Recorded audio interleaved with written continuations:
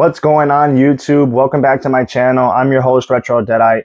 It's been a while since I've done a long form video. I've been doing more YouTube short videos, but I'm really excited to do this one for you today. And I'm going to be doing a review of the 2007 found footage Spanish horror film called Rec. It's REC. Some people call it Record. The title is Rec. This is how it looks like normally. This is a Scream Factory box set. They did put out an entire collection for it on Blu-ray. There's 4 films in the franchise, but we're only going to be focusing on film number 1 today. Maybe I'll get to the other ones in a future review. But without further ado, let's just get straight into it. So what is this film about? This film follows Angela, a young TV reporter, and her cameraman Pablo as they're doing an overnight coverage at a local fire station, basically just get an idea of what the daily responsibilities are for the crew, the fire crew, the fire chief, the ins and outs, what kind of calls they get, all that good stuff. While she's doing this overnight coverage for the local fire station, they get an emergency phone call, and they get in their cars and they go to this location where the call came from. They don't know exactly what the call is or anything like that. They're just kind of, you'll find out when we get there. Angela is extremely happy about them being on this emergency phone call because for her, she's hoping it's something that's going to be good. It's going to be a big story for her, you know? So she makes her point clear to Pablo, no matter what, Pablo, you're not going to stop recording. We're going to get every single bit of this emergency phone call on footage. And so anyways, they show up to where the phone call came from, and it's an apartment building. They'll go inside the apartment building. They're already accompanied by a bunch of confused tenants that are gathered inside the lobby that I'll touch base on a little bit later in the review. But they go inside the building. Besides the tenants, there's a police crew already there. They all walk upstairs together because they find out when they get there that the call was about an elderly woman doing some blood-curdling screams up in her apartment. So they go up to that lady's apartment. They go inside to check things out. And this old lady is for sure on some shit. She's not being herself. She's showing some crazy symptoms, some behavior that's very, very combative. And essentially, she tries to attack them and bite them. And you quickly realize that this bitch is showing some zombie-like behavior. After that, they deal with it however they deal with it. I don't want to tell you what happens, but they deal with that scene however they deal with it. They go back down to the lobby, kind of freaking out, like, what the fuck was that? When they return to the lobby, they are notified from authorities outside the apartment building that they are completely trapped and locked inside. They are quarantined inside. Like, quite literally, they cannot leave. If they are attempting to leave, they're going to get shot and fucking killed. And the authorities tell them that, like, don't do it. Everybody's freaking out. They don't know what's going on. And that's basically the premise of the film. From that point on, they're trying to figure out, okay, what's going on with the lady upstairs? And what's going on with everything outside? Like, why are we quarantined? Does this quarantine have anything to do with the lady that's upstairs? And sure enough, you know, the dots start to connect. They're trying to figure out, you know, what is going on? Why are we quarantined? Is there some fucking lethal infection going around? And from that point on, it just one event after the next kind of answers those questions, but then more doors open for like kind of twists and turns. And this movie goes into a crazy panic. Everybody's freaking the fuck out. Very high tension. I'm not going to say fast paced. I think the movie's paced really well. But like, it's just once the shit hits the fan, once they go into that lady's apartment and shit hits the fan, the whole rest of the film feels uneasy. Like, it's just nonstop shit hitting the fan pretty much. So that's basically the premise of the film. I'm not trying to give away too much of it. I highly encourage you to watch it to get the rest of the film. But so first things first, it's a found footage film. And one thing a found footage film has to accomplish is finding a reason to have a camera on and to keep a camera on. You know, when you're watching a regular movie, you don't question the camera. You know, it's the movie. They have to have the camera. But in found footage, it's why do they have it on? And in this film, it's a TV reporter and her cameraman trying to do an overnight coverage of a news station. Perfect reason to have a camera on. They nailed it. Great reason to have a camera. Great reason to keep it rolling. Then they get the emergency call. Now the camera has to stay on. This isn't one of those found footage films where like, hey, we're going to go to the apartment because we got this call. And then like they close the camera and then they open up and they're all of a sudden in this lady's apartment. You know what I mean? Those found footage films where they close the camera, open up, and they're at a new location. You miss all of it. No, you're pretty much there with them the entire time. That only happens just a very little amount of times throughout the film, where exactly what I said, the camera shuts off, the frame shuts off, whatever, and then boom, somewhere new. No, they keep it going. So they did an absolutely good job on why a camera's on and keeping it going. The second thing I want to talk about is the casting. I think the casting is very, very good. I think Angela does a really good job at selling it as a very ambitious young news reporter who's really trying to catch that break, who wants to get her frame perfect shots, who's you can just tell she's young and ambitious. You know what I mean? And she really, really sells it like that. Pablo really doesn't have any dialogue at all. He keeps it very, very minimal, which is exactly what a cameraman's supposed to do, is just shut up and record. And he does exactly that. So, I mean, that is what his role is. So I feel like that was fitting. The fire crew, the chief staff, they all do really well. The police chief all does really well. What I was most impressed with, and I felt really like sold on, was the tenants in the lobby when they get there. And like these people, they feel like when you're watching it, it's like they really, really, really all do live in this apartment building. They're genuinely scared as fuck. They are completely confused. They're looking at each other for answers. And the diversity within the tenants in there is good. You got a mother and a child.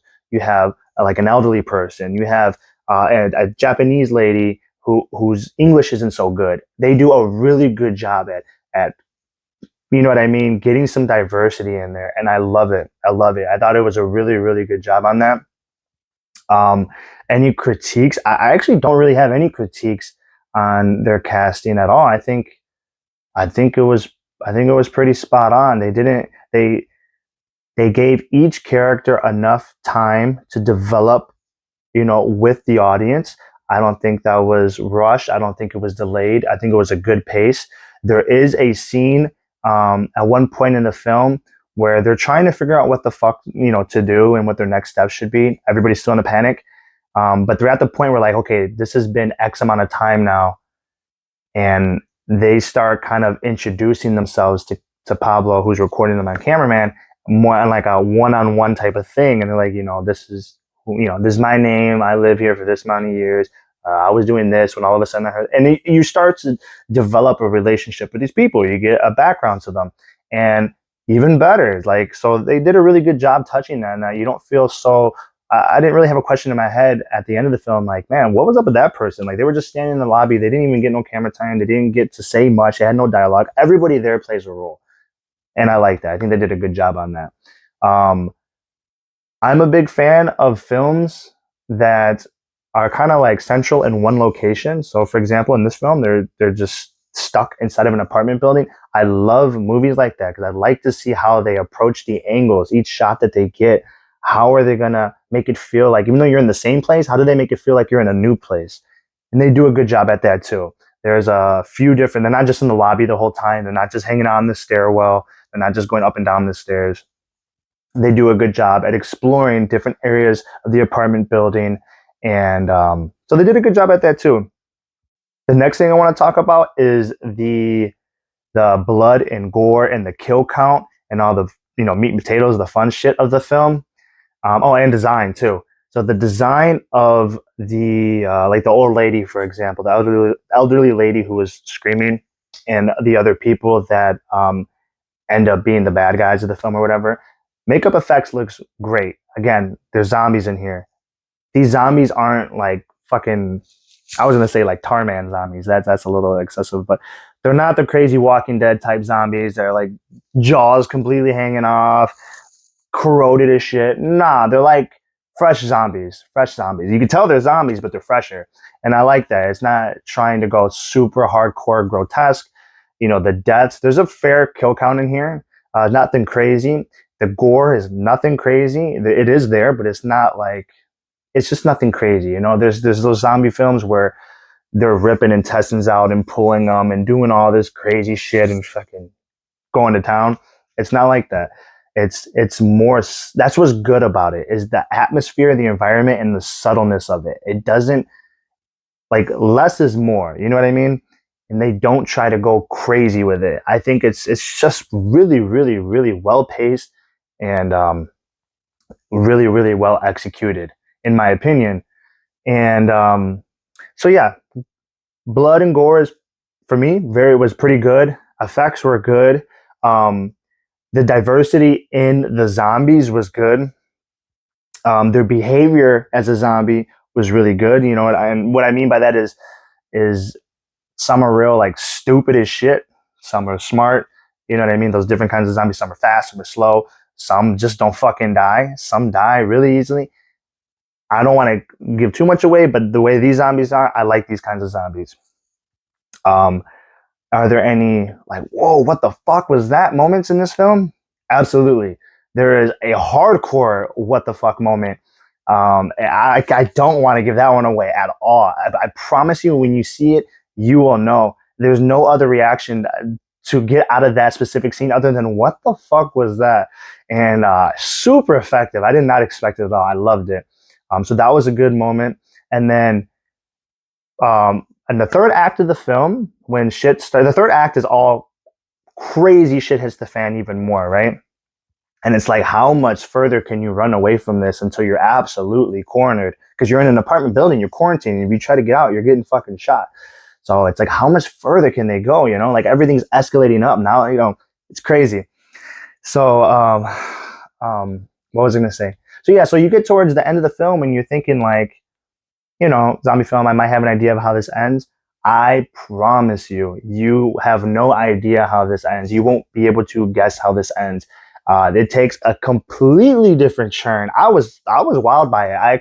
I did not expect it. And when I did see it, as I was watching it, I was trying to figure out like, okay, like where is this going to go? How the fuck? Like it was like the last 10, 15 minutes of the film completely separates itself from like the first entirety of like of the film before this, or the amount of time before this film. It's like, yo, they're throwing something completely different at you in the last like 15 minutes of it, and you're trying to register it like, how does this come together? And it really doesn't. It ends in a way that leaves it up to your interpretation, and that's where part two comes into play. Part two picks up exactly where part one left off. So give me an idea, you're not going to get a concrete answer at the end. And that's what I love about it. Even if they didn't make a part two, me personally, I like movies that leave some room for interpretation for the viewer, because it's nice getting answers, you know, and there's times where it sucks not knowing, but this movie's done very well.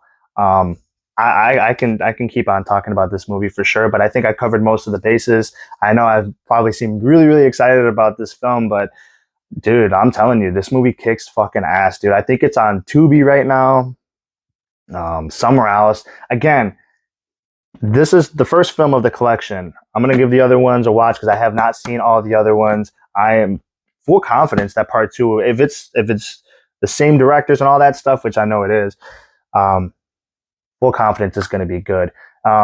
I do want to note there is an American version of this. If you're one of those people that thinks like reading subtitles is working while watching a movie, fair enough. I respect that. That's your opinion. There is an alternative option, and there is an American remake called Quarantine that is based on this original film, Rec.